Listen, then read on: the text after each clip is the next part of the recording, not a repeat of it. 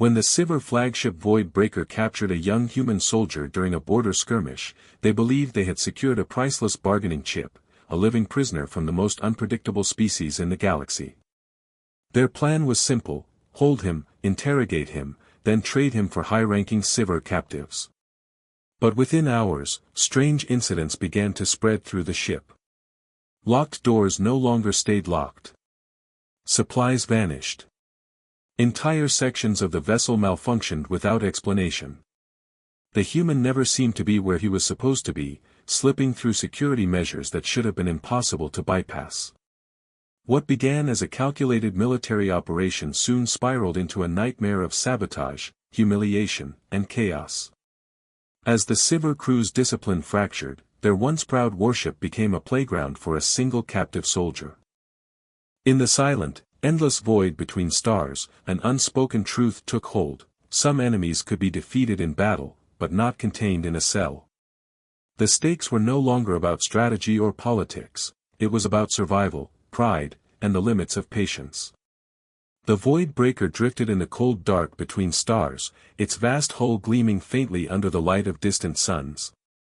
Inside, the air hummed with the quiet efficiency of a disciplined warship, until the report came in.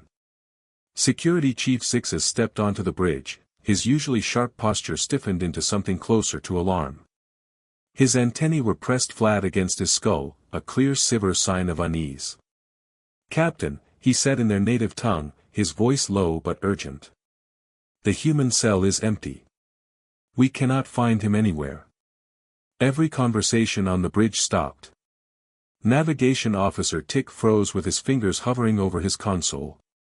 Weapons Officer Kel swiveled his chair around, his expression grave. Even Venai at Communications looked up, her wide gray eyes narrowing. Captain Enner straightened, the deep yellow plates of his exoskeleton catching the bridge light. His multifaceted eyes shifted across his crew. "Confirm with all stations. Any escape pod launched?" The responses came quickly from every console. "Negative, Captain. All pods accounted for. No hull breaches detected." "Then the human is still aboard," Enner concluded, antennae flexing once in thought. "Initiate a full bioscan of every compartment, corridor, and maintenance shaft. Pull power from non-essential systems if you must. I want every cubic meter of this ship searched." The order sent a ripple of discomfort through the bridge. Such a search was costly. It meant disturbing sleeping crew, opening private quarters, and halting normal operations. But no one argued. The Void Breaker shuddered as its main engines powered down, halting in the emptiness. The search began. Security teams swept through the decks with handheld scanners, their armor glinting under the harsh lights. Crew members were ordered to stand aside while their quarters were overturned. Lockers were emptied, storage compartments dismantled, even the narrow spaces behind wall panels inspected. In engineering, technicians crawled through cramped tunnels, cursing under their breath. In the medical bay, every cabinet was pulled open, every bed scanned. Hours passed. Reports trickled in: Deck 7 clear. Deck 8 clear. Engineering Section B clear. No trace of the human. Enner stood at the center of the bridge, frustration tightening his stance. A prisoner could not simply vanish. 6 hours into the search, the calm crackled. Zix's voice was hoarse from exhaustion. "Captain, we found him." "Where?" "The food storage room." A pause. "He's eaten approximately half our supply of premium rations, the Kellic meat for the victory feast, the Admiral's imported thrill wine, even the ceremonial ja paste for next cycle's religious observance." Enner's antennae drooped. "Return him to his cell. Triple the guard. Investigate how he escaped." The investigation was swift and humiliating. The ventilation grating in the cell, supposedly tamper-proof, had been painstakingly loosened over days, perhaps weeks, using nothing but determination and, apparently, the human's fingernails. The shaft beyond was barely wide enough for a Sivir child, yet the human had forced himself through, crawling through the ship's innards like some bizarre soft-bodied predator. That night cycle, engineers were ordered to weld heavy metal grids over every vent in every cell. Sparks flew as crews worked through exhaustion, sealing off every opening until the brig looked more like a cage for dangerous animals than a military detention block. By the next duty cycle, the Void Breaker's crew felt confident. The human's cell was escape-proof. Enner even began drafting his terms for a prisoner exchange with the human fleet. But when Zix's voice came over the comm again, that confidence shattered. "Captain, he's loose again." Enner's antennae curled in disbelief. "How?" "He, apparently stole a fusion welder from the engineering team yesterday during the modifications. Used it to superheat and remove the door hinges from inside the cell." The bridge erupted in angry, overlapping voices. Enner silenced them with a raised claw. His own mind reeled. The human had been within arm's reach of an entire engineering crew and stolen a tool without anyone noticing. The second ship-wide search began, more frantic than the first. Again, they found nothing. Hours later, when the crew tried to power up the engines, the core failed to initialize. Maintenance crews discovered a loose bridge panel, and inside, wedged into an impossible space, sat the human, chewing through insulated cables. The damage was severe, navigation relays severed, communications compromised, and the waste recycling system rerouted to vent into senior officers' quarters. 2 days later, with new security upgrades, force fields, biometric locks, and constant armed guards, the human stayed put. For a moment, the crew dared to hope. Then they found him half-conscious on the cell floor, having brewed and consumed crude alcohol made from his fruit rations. The medical team worked for hours to purge the toxins, using costly supplies meant for injured civil soldiers. Each incident eroded morale. Guards developed nervous tics. Engineers refused to approach the detention block without combat armor. Rumors spread. The human could phase through walls, the human could control machines with his mind. The breaking point came during the 7th incident, when the food dispensers began serving nothing but dessert items, triggering a nutritional crisis across the ship. Enner stood on the bridge, staring at the chaos in the mess halls on the live feed. He opened a channel to the human fleet. A human face appeared, Captain Stone, middle-aged, with gray streaks in his hair and a smile just barely suppressed. "Captain Enner," he said formally. "What can I do for you?" "Take him back," Enner said flatly.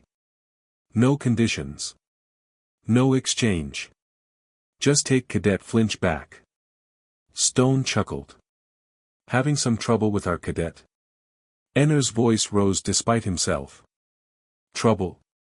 Your cadet has dismantled half our systems, consumed a month's worth of rations, corrupted our dispensers, rerouted our waste systems, and replaced our emergency alerts with your Earth music during sleep cycles." Stone laughed outright, wiping tears from his eyes.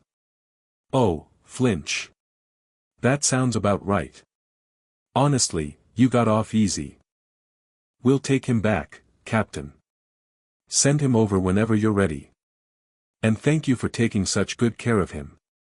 The transmission ended. On the silent bridge, Enner slumped in his chair. Around him, his crew exchanged looks that mixed relief with something closer to awe. They had captured a human soldier alive, and learned a lesson none would forget. The transfer was scheduled for the next duty cycle. For the crew of the Void Breaker, the countdown to the human's departure felt like the approach of salvation. Officers spoke in hushed voices, not daring to believe it until Cadet Flinch was physically gone from the ship. In the mess halls, conversations lingered on wild stories of his escapades, some exaggerated, some terrifyingly true. Even hardened veterans admitted they had never seen anything like it. Enner spent the night cycle alone in his quarters, staring at the wall. The thought of facing Captain Stone again, after the humiliation of the past week, soured his mood. He was a warship commander, a strategist who had outmaneuvered fleets. And yet, here he was, reduced to begging for the removal of one small, unarmed human. When the ship's internal chronometer signaled the transfer window, Enner made his way to the brig. The corridors felt quieter than usual, as if the entire vessel was holding its breath. 2 armed guards flanked the force field of Cell 7. Inside, Cadet Flinch sat cross-legged on the floor, calmly peeling a piece of fruit. His uniform was worn and stained from days of confinement, but his expression was maddeningly relaxed. Enner stepped closer. "You're leaving," he said, his translator ensuring the words came out crisp in human speech. Flinch looked up, a faint smirk tugging at his lips. "Already? And here I was just getting comfortable." Enner ignored the remark. "You will be escorted to the airlock." Any attempt to, yeah, Flinch interrupted. "Don't touch anything. Don't break anything. Don't eat anything." "I got it." Enner's antennae twitched in irritation. "It is not a request, human. You have cost this ship." He stopped himself. What was the point?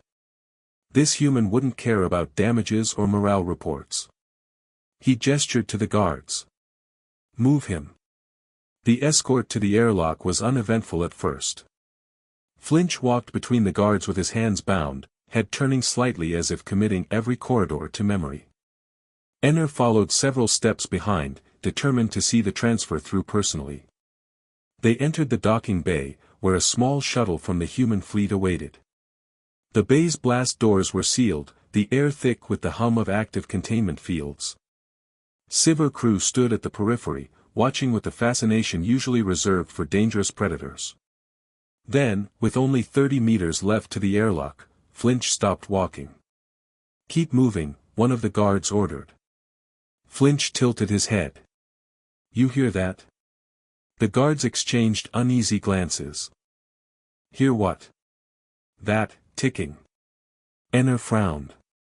The bay was quiet except for the usual ambient hum. "There is no ticking," he said flatly. Flinch smiled slightly. "Yeah, there is. Right over there." He jerked his chin toward a stack of sealed cargo containers along the wall. Enner hesitated. It could be a distraction. It was a distraction. But already, several crew members had moved toward the containers, their antennae rising in curiosity. One of them activated a scanner, and froze. "Captain, there's a heat signature inside," the crewman reported. Before Enner could respond, the container lid shifted, and an enraged Keeler beast, all claws and fangs, burst free with a guttural screech. Panic erupted. The creature lunged at the nearest crew, who scattered in all directions. The guards holding Flinch turned instinctively to face the threat. In that instant, the human pivoted, dropped his bound hands beneath his legs, and slipped them forward.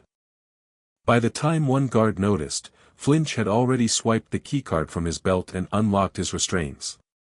"Stop him!" Enner shouted. But Flinch was already running, weaving through the chaos with impossible agility.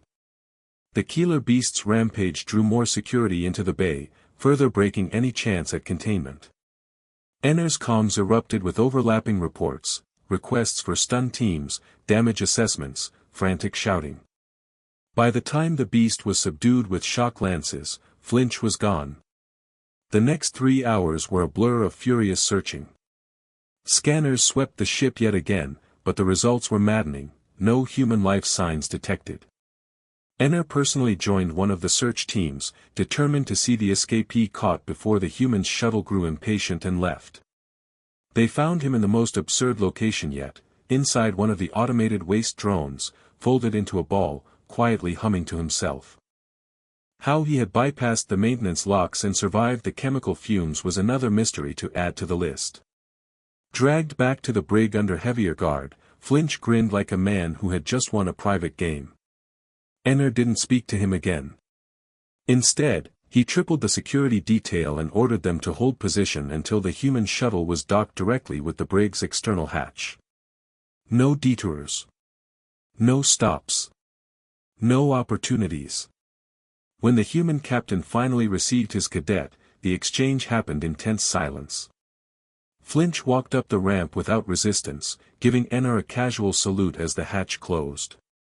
Only after the shuttle had vanished into the void did the tension in the docking bay release. Crew members exhaled in unison, some leaning against the bulkheads in relief. Enner returned to the bridge. The ship felt lighter now, as if an invisible weight had been removed. He knew it was an illusion, the damage would take weeks to repair, and the stories would circulate in whispers for years. Still, for the first time in days, the Void Breaker's captain allowed himself a moment of satisfaction. The human was gone. Or so he thought. Hours later, while reviewing incident reports, Enner's comm buzzed with an incoming message from the galley chief. The voice on the other end was shaky. "Captain, you might want to come down here." Enner's stomach sank. "What is it?" The reply came after a hesitant pause. "We just found half our dessert stock missing. And, a note. It says, 'Thanks for the hospitality, Flinch.'"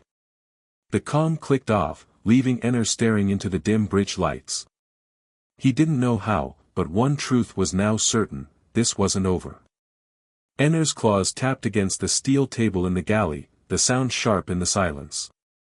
The head chef stood before him, antennae trembling in visible discomfort.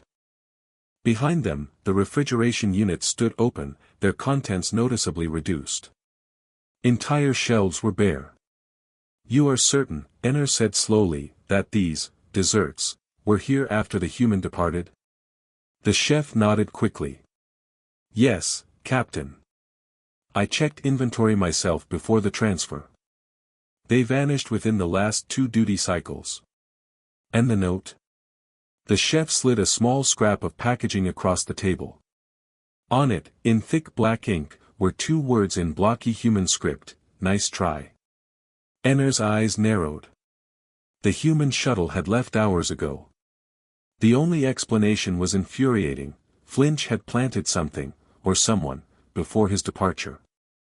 Within minutes, the bridge was in controlled chaos. Enner ordered a secondary bioscan, this time with heightened sensitivity and an extended sweep for anything remotely human in composition. The crew obeyed without question, but the tension was thick. No one wanted to believe the human might still be on board. When the scan results came back, there was nothing: no human signatures, no anomalies. "Impossible," Enner muttered. Security Chief Zixes hesitated before speaking. "Captain, if I may, what if he found a way to mask his signature?" "Mask it? We are not dealing with a phantom. He is flesh and bone." Zixes' antennae flicked. "Perhaps, but we do know humans can survive in conditions we cannot. What if he's hiding somewhere we wouldn't even think to look?" Enner stared at him for a long moment. "Search again.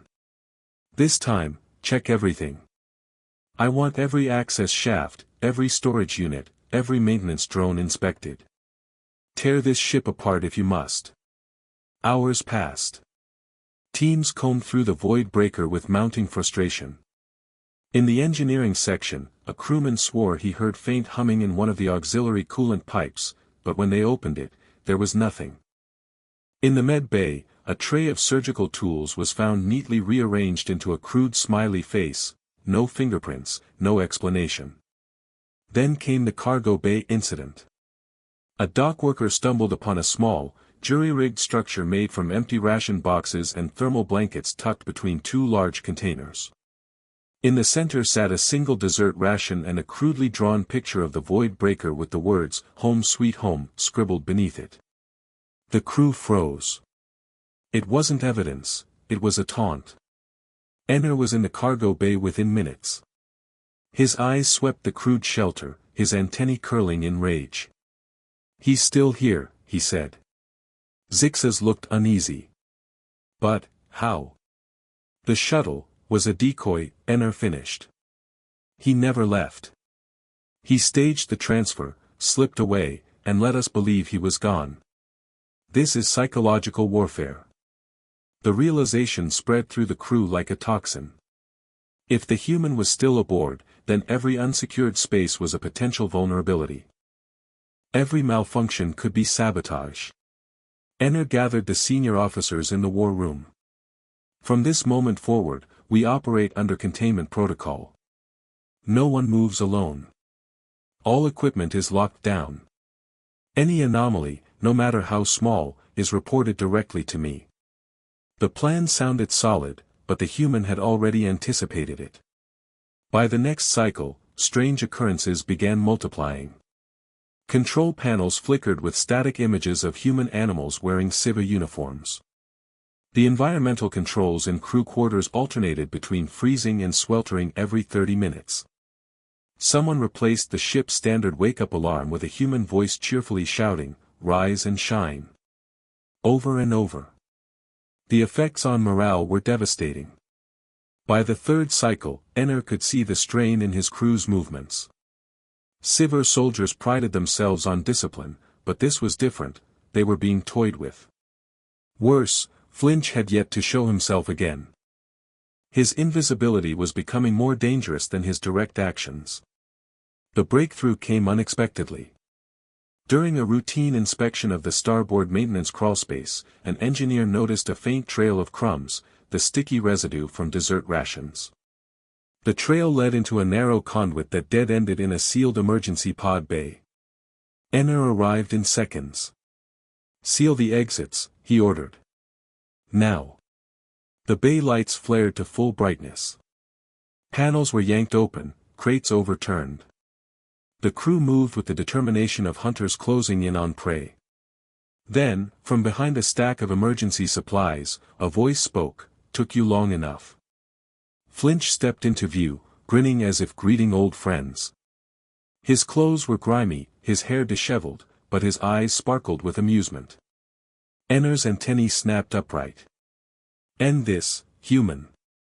You are surrounded." Flinch held up both hands. "Relax, Captain. I was just curious how long it would take you to find me. Gotta say, I expected quicker." "This is not a game," Enner snapped. "You have disrupted military operations, damaged critical systems, and, yeah," Flinch interrupted. "About that, you might want to check your navigation array." The words landed like a cold stone in Enner's gut. "Why?" Flinch's grin widened. "Because in about 15 minutes, you're going to have a surprise visitor." The room seemed to shrink.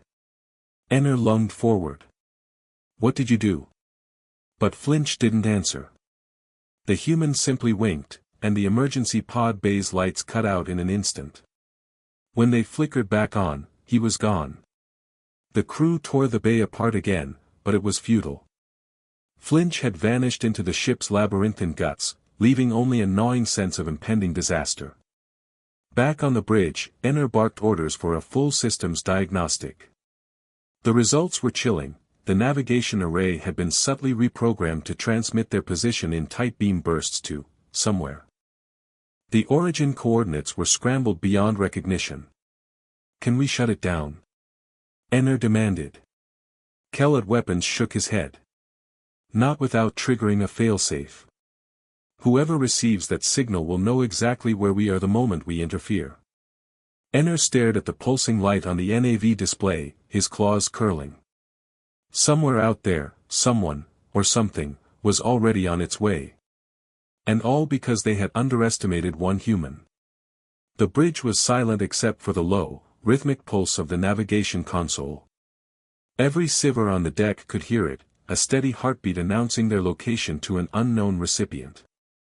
Enner stood at the center, his antennae rigid. "ETA on whatever's coming?" Kell's multifaceted eyes flicked between readouts. "Hard to say, Captain. The signal is encrypted. Could be hours, could be minutes. Or," Zixas added grimly, "they're already here." That thought hung in the air like a toxin. The Void Breaker was powerful, but it was a warship, not a fortress. If Flinch had called in human reinforcements, they might already be coasting silently through the dark toward them. Enner turned to Venai at communications. "Can you intercept the signal?" She shook her head. "Encryption is unusual. Not standard human fleet code." That caught Enner's attention. "Not human." "Not," Exactly. She hesitated. It's patterned after human code, but there are structural differences. Almost like it was taught to a non-human system. Enner's mind churned. That meant they didn't even know who was coming. Bring weapons online, he ordered. And lock down the ship. If Flinch tries to reach an airlock, he's to be stunned on sight. Kel's fingers danced over controls. Weapons ready. Targeting arrays, he stopped mid-sentence, eyes narrowing at his display. Captain, something just entered sensor range. Identify. Small craft. Minimal emissions. Approaching at low speed from the starboard aft vector. Enner's claws flexed. Put it on screen. The main view screen shifted to show the darkness of space, and then, emerging from it, a shape. It wasn't sleek like human ships, nor insectal like Sivir designs. It was a patchwork vessel, scavenged plating, mismatched thrusters, a dozen different hull markings layered atop one another. Pirates. Venais' voice was tight. Incoming hail. Audio only. Put it through. A voice, distorted by poor comm quality, slithered into the bridge. Void Breaker, this is Captain Merrick of the Razor's Smile. We received your invitation. We're here for the package. Enner's claws tapped against the arm of his chair. What package? The laugh that came back was cold. The human. You've been broadcasting his presence loud and clear. We pay well for live humans. It clicked. Flinch hadn't called for rescue, he'd baited predators. Whether by malice or sheer chaotic instinct, he'd made them a target for one of the most dangerous mercenary crews in the outer sectors. Captain, Zix has warned, the Razor's Smile is notorious. They board fast and leave nothing behind. Enner's decision was immediate. Shields up. Prepare to engage. But before Kel could confirm, Venais' console flared red. Boarding pods launched. Multiple. They're bypassing our shields, must be using phased breaching tech. Internal defense teams to intercept. Enner barked. The Void Breaker shuddered under the impact of the first pod. The deck trembled again as another slammed into the hull. Alarms wailed through the ship. On Deck 5, armed pirates spilled into the corridors, a mix of species, all armored and moving with lethal coordination. Sivir security squads met them in narrow choke points, stun rifles snapping off bursts of blue-white energy. On the bridge, tactical feeds showed the fight in brutal flashes. Enner's focus, however, was on one glaring absence, Flinch. Where is he? Enner demanded. No one answered, until Zix's voice came through the comm from the detention block. Captain. The human is gone. Cell is open. Enner's antennae curled in fury. How? Doesn't matter. He's loose, and the pirates are heading toward engineering. My guess? They're following him. Enner didn't bother to respond. He turned to Kel. Reroute security teams to cut off engineering. If they reach the core, too late. The tactical feed flickered to show Flinch sprinting down a maintenance hall, 2 pirates in pursuit. He wasn't running for safety, he was leading them deeper into the ship. Enner's instinct screamed trap, but he couldn't see whose trap it was. Minutes later, the bridge heard it, a deep, metallic whump from somewhere below decks. The tactical feeds went static for several seconds before clearing to show both pirates sprawled unconscious on the deck, their weapons gone. Flinch stepped into view, holding one of the pirate rifles. He looked up at the nearest camera, grinned, and gave a 2-fingered salute. Enner slammed a clawed fist against his chair arm. Why is he helping us?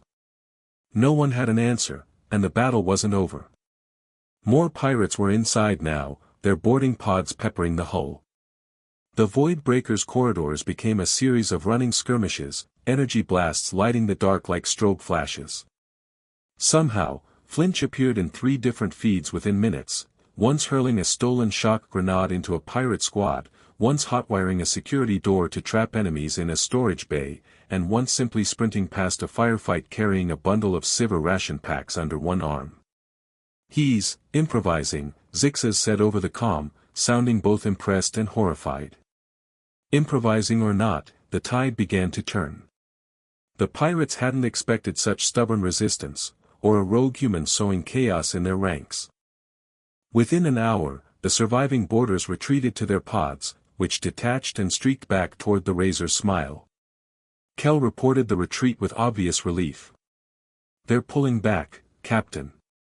Enner sat heavily in his chair. "Status of our systems? Shields at 60%. Minor hull breaches sealed. Engines online. And the human?" Before anyone could answer, the bridge door slid open, and Flinch walked in, unarmed, carrying a bottle of Thrill wine in one hand and a ration pack in the other. Enner rose from his chair. "What?" Flinch tossed the wine onto the nearest console. "For you. Call it a peace offering." "You endangered this ship," Enner snapped. "You invited them." Flinch shrugged. "Not exactly. I just left a trail in the NAV array. Didn't know who'd bite. Figured it'd make things interesting." Enner's antennae trembled. "Interesting? You nearly got us killed." "Nearly," Flinch agreed. "But hey, now you know your boarding defenses need work. And you're welcome for the save, by the way." For a long moment, the two stared at each other, Predator and Enigma. Finally, Enner said, "Get him back in a cell." Flinch's grin didn't fade as security escorted him out. "Sure thing, Captain. But you know I'll get bored again." Enner watched him go, a heavy knot forming in his gut. The pirates were gone, but something told him the real damage was still to come. The aftermath of the pirate attack stretched into the next duty cycle. Hull plates were replaced, scorch marks scrubbed away, and casualty reports filed. Yet beneath the surface repairs, an unspoken tension gripped the Void Breaker. The crew couldn't stop talking about Flinch. Some saw him as a nuisance. Others, reluctantly, admitted he'd saved lives during the boarding. But no one, not even Enner, could explain his true motives. Enner sat in the war room, reviewing tactical logs. Every moment of Flinch's movements during the battle had been recorded, and Enner had gone over them twice already. He noticed patterns, deliberate routes, timed diversions. The human hadn't just been improvising, he'd been steering the fight. Zixas entered, his antennae angled low. "Captain, you should see this." He slid a data slate across the table. Enner glanced at the contents, encrypted transmissions logged during the battle. "From the pirates?" "No," Zixas said quietly. "From us, or rather, from somewhere inside the Void Breaker. They were piggybacked onto our own comm relays." Enner's eyes narrowed. "Destination? Unknown. Whoever received them was outside our sensor range." The implications were chilling. Flinch hadn't just repelled the pirates, he'd used the chaos to send messages. And those messages could have gone to anyone. Before Enner could respond, the ship-wide alert blared. Kell's voice came over the comm, "Captain, we've got incoming. Multiple contacts, Vector 087. Closing fast." Enner was on the bridge within moments. The main viewscreen displayed 3 ships, heavy frigates, their hulls painted in the black and red insignia of the Varkan Syndicate. Venai's voice trembled. "They're broadcasting a message, addressed to you, Captain. Put it through." A Varkan commander appeared, his scaled face twisted in a predator's smile. "Void Breaker. You have something that belongs to us." Enner's antennae stiffened. "We have nothing of yours." The commander's smile widened. "A human. He promised us a very profitable arrangement." Every eye on the bridge turned toward Enner. The captain's gut clenched. "You're mistaken." The Varkan's voice became cold. "We were given your position. We were given your ship schematics. We were promised a demonstration of what a human can do. We intend to collect. The transmission cut, and the frigates accelerated. Kel's claws raced over the weapons console. They're locking on. Recommend evasive maneuvers. Enner gave the order, and the void breaker banked hard, engines flaring. The first salvo of plasma fire streaked past their bow, close enough to rattle the hull. Return fire, Enner commanded. The deck shuddered as the void breaker's cannons roared to life. The void lit with streaks of energy, explosions flaring against the Syndicate's shields. But the enemy ships pressed closer, herding them toward a narrow debris field. Captain, Zixes said urgently, if they force us into that field, they can box us in. Enner knew it. The Syndicate wasn't here for a battle, they wanted to trap them, board them, and take Flinch. And then, over the din of combat, the bridge comm pinged with an incoming internal channel. It was Flinch. Hey, Captain, his voice drawled. Heard you've got company. Enner's jaw clenched.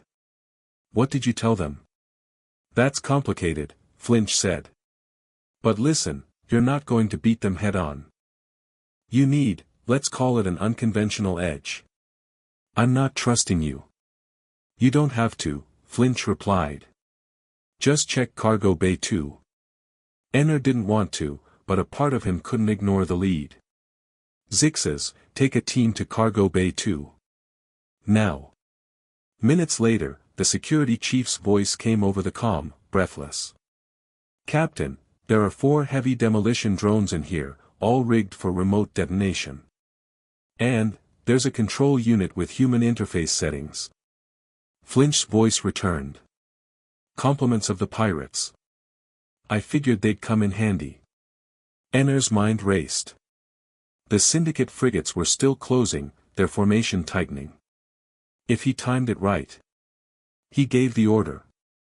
The drones were launched, drifting silently toward the debris field as the void breaker veered away. The Syndicate ships followed, oblivious, until the drones detonated. The explosion tore through the field, shattering asteroids and sending molten fragments into the enemy's hulls. One frigate's shields collapsed entirely, another's engines sputtered out. The third tried to retreat, only to be crippled by a precision volley from the void breaker. The battle was over in minutes. The surviving Syndicate ships limped away into the dark. The bridge erupted in cautious relief, but Enner wasn't celebrating. He opened a channel to the brig. Flinch appeared on the small monitor, lounging on his bunk. See? Told you it'd help. You brought them here, Enner said. It wasn't a question. Flinch tilted his head. Maybe. Or maybe I just set the stage. You got to flex your guns, scare off the Syndicate, and keep your crew sharp. Win-win. Enner's antennae curled. You risked this ship and every soul aboard. Flinch's grin faded, just slightly. You think humans are dangerous because we're reckless. You're wrong. We're dangerous because we see angles you don't. You lock us in a cell, we'll make it a command post. You put us on your ship, we'll turn it into a weapon. You should be asking yourself, Captain, if I can do all this in a week, what could I do in a year? The line went dead. Enner stood there for a long moment, the hum of the bridge fading into the background. He knew then that returning Flinch to the human fleet hadn't been a victory, it had been a reprieve. The real damage would come later, somewhere far from here, when someone else underestimated him. Later, as the void breaker slipped back into the quiet between the stars, Enner filed his final log on the incident. His last entry was short, written for future Civer commanders: if you ever capture a human alive, don't. It's safer to face a fleet than a single one of them with time on their hands.